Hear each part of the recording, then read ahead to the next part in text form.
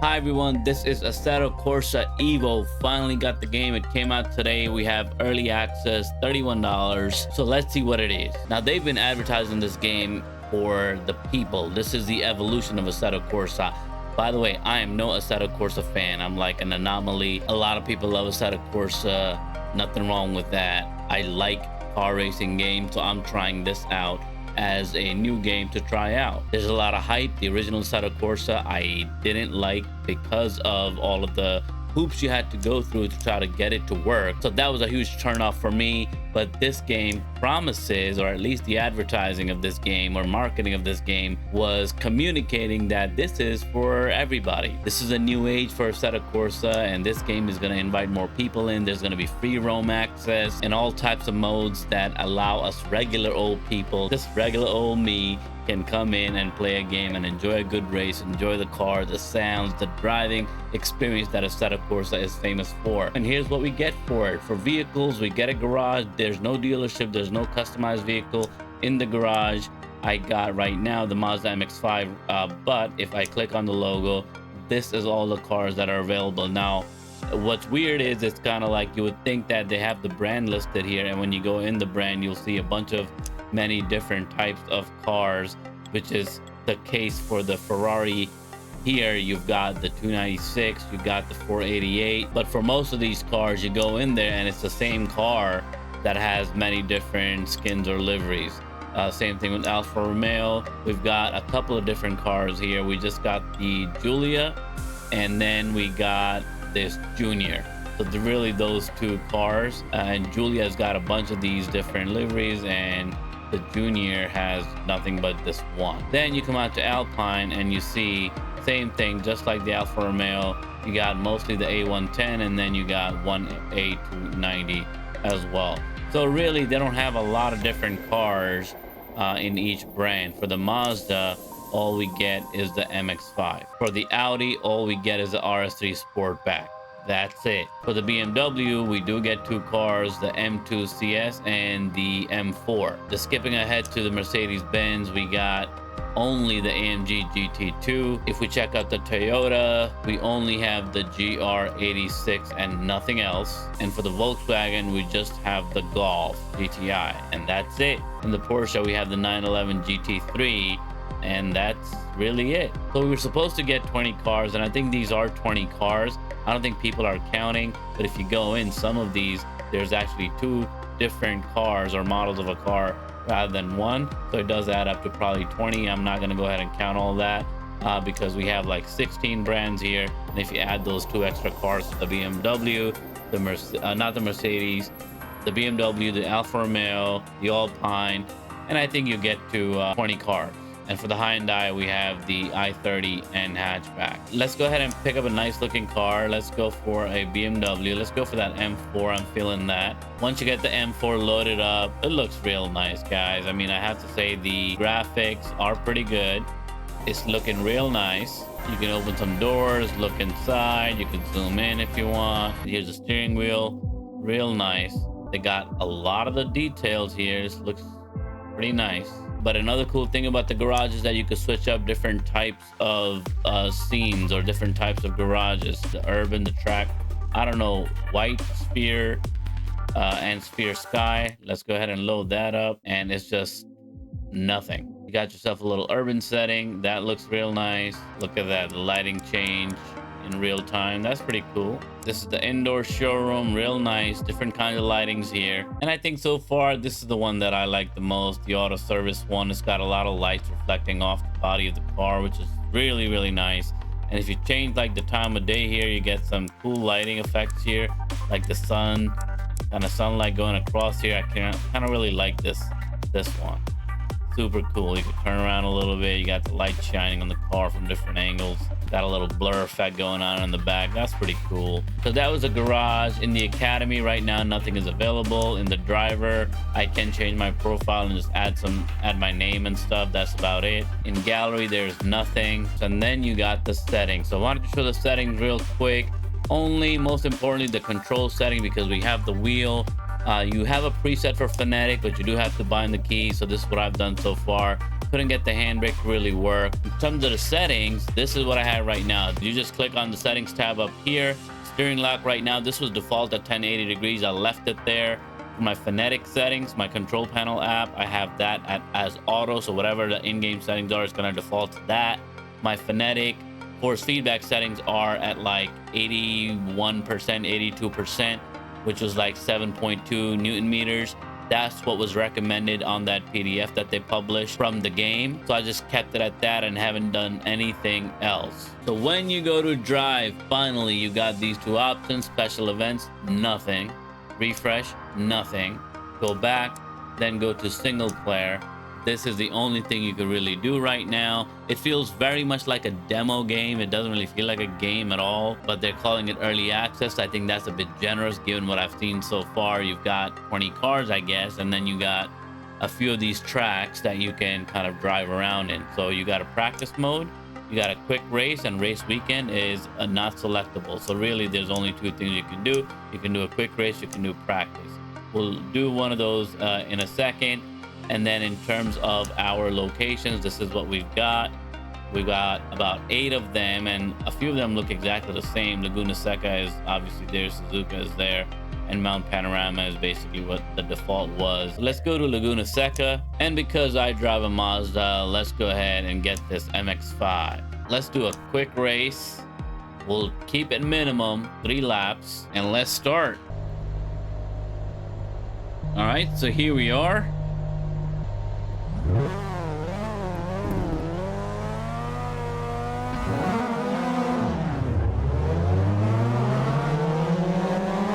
Here we go.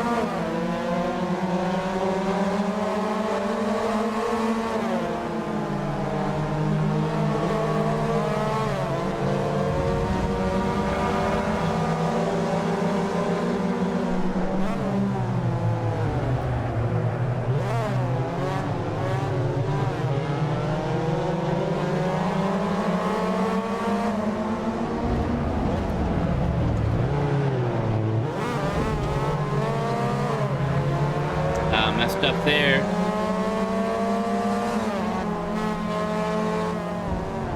Oh, oh no, that bend came out of nowhere, and now we're in first place from the bottom. All right, I have to say the driving experience is pretty cool. Getting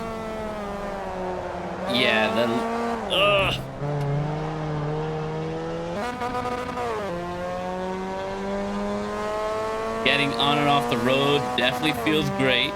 The car sounds pretty good. They smoked us. Everybody smoked us. But the driving experience is pretty cool. Not really used to this type of racing, but it's a lot of fun. It's intense. There are a lot of people standing there watching. To be honest, I'm surprised I am even about to finish the lap. Woo! Shoulders are hurting. Sore.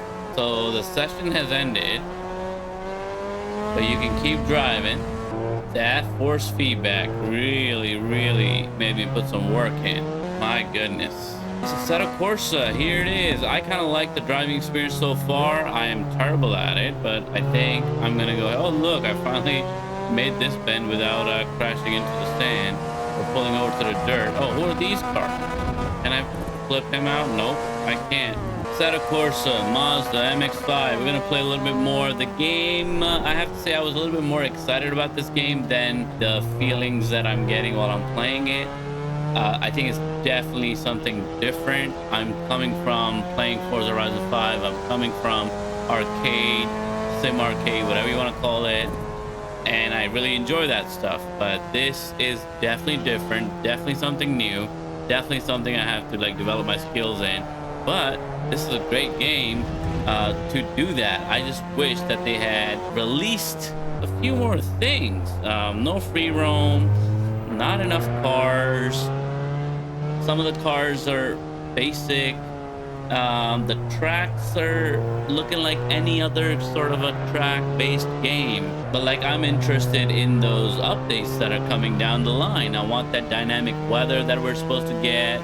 I want that free roam map, that huge map allegedly that we're supposed to get. I want to try all those things out. You know, at the beginning of the video, I said that the Evo's big claim has been in their marketing, or one of their claims has been that this game is for everybody. This game is for people who haven't played Assetto Corsa before, or, you know, those people who've tried playing Assetto Corsa but can never really get into the game because it's so difficult to do all the mods and everything. For regular people who just want to plug and play and just enjoy a little bit of the sim experience without going all in and feeling like you're professional racing. Just regular car racing game lovers, those people. I'm not sure if this game has enough in this current state to make me want to say, oh, you know what, this is the game I'd like to spend some time learning. It's a time commitment. There's a lot of other games that you could be playing.